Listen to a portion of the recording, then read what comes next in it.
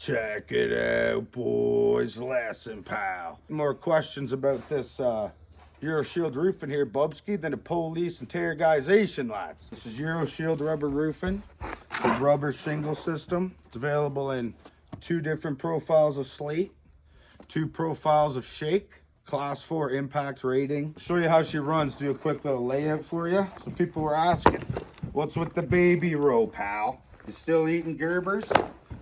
No, buddy. This is the starter here. Got a tab there so you can keep your profile going. Your first row runs at random. See how this hooks in?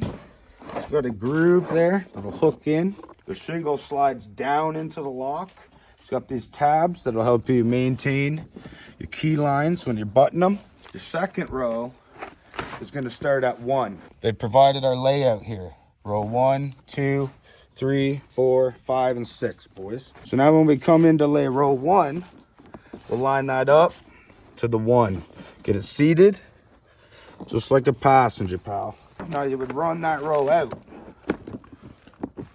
making sure it's locked, butted. Prettier than your prom date, pal. Boom. Lay a row in on that 2. Keep chasing that row.